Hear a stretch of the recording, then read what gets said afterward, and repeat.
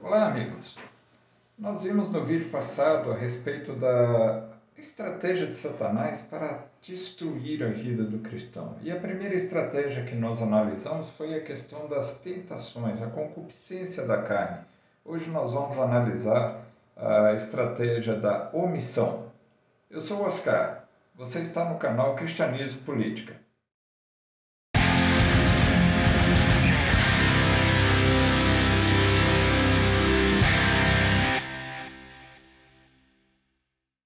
Dentro dessa estratégia da omissão, a gente pode recordar uma passagem da parábola do semeador citada pelo próprio Senhor Jesus. Ela está no Evangelho de Mateus, no capítulo 13, versículo 22.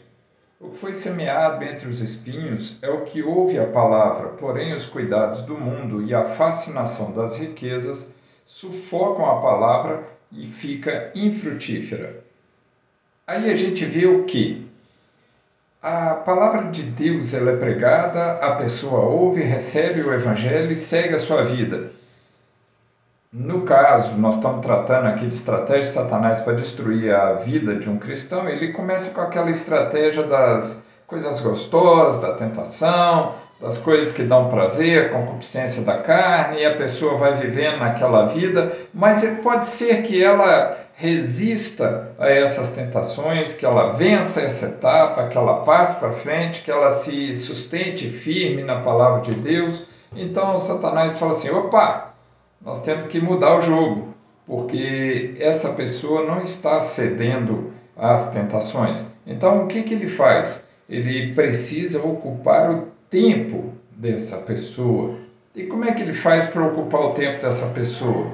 Com preocupações, com problemas, com compromissos. É muito importante que essa pessoa não tenha tempo a perder com os problemas alheios, particularmente os problemas espirituais alheios. Então, a rotina, o estresse, os sonhos ocupam o tempo e a mente daquela pessoa todo o tempo. Ele providencia para que isso aconteça. A pessoa passa a pensar nas suas necessidades pessoais, de ser, de ter, de conquistar. Isso consome dele tempo, consome dele energia, consome dessa pessoa esforço.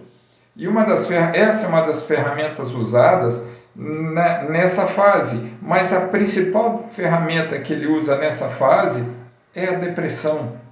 A pessoa então ela se fecha, ela fica limitada em si mesma, ela não olha em volta. Isso caracteriza então uma vida egocêntrica, não uma vida em comunhão ou em comunidade. Assim a pessoa se furta de trabalhar.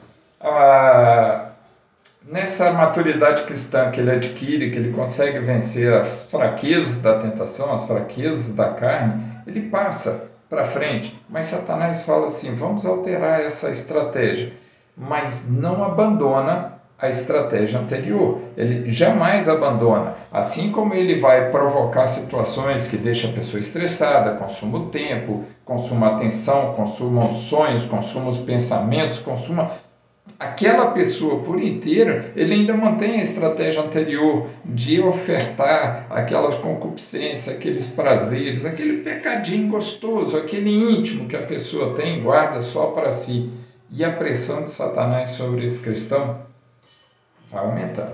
Se ele não se cuidar, ele cai. Nessa fase, o cristão ainda é inútil no reino de Deus. Ele já não é mais um agente do inferno como ele era na fase anterior, porque ele está levando ninguém ao pecado, ele está vivendo para si mesmo, ele está fechado em si mesmo. A sua religião passa a ser teórica, passa a ser nominal, é aquele cristão nominal que se fecha em si mesmo, que não precisa de igreja, que não precisa da comunhão dos irmãos, que ele se basta. E nisso, Satanás vai apagando essa pessoa. Por isso que a parábola que Jesus citou, ele fala que os cuidados do mundo, a fascinação das riquezas, sufocam a palavra nessa pessoa. Qual a luta para a gente vencer essa etapa? Bem, amor ao próximo e trabalho na obra de Deus. Esse é o remédio. Nós podemos ver lá na carta de Tiago, no capítulo 1, versículos 22 a 25, leamos.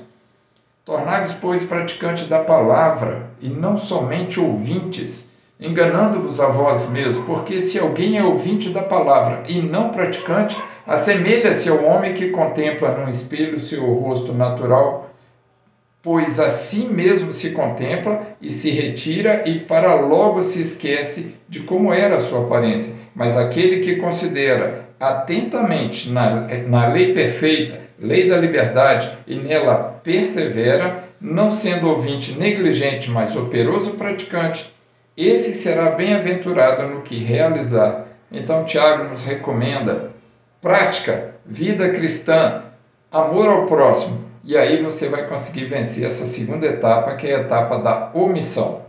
Fiquem atentos nos vídeos, nós ainda temos outras etapas para falar, a etapa do silêncio, a etapa da dor, e nós precisamos crescer, porque somente o cristão forte em comunhão é capaz de trabalhar pelo seu país e pelo reino de Deus. Fiquem com Deus, até o nosso próximo vídeo. Tchau, tchau.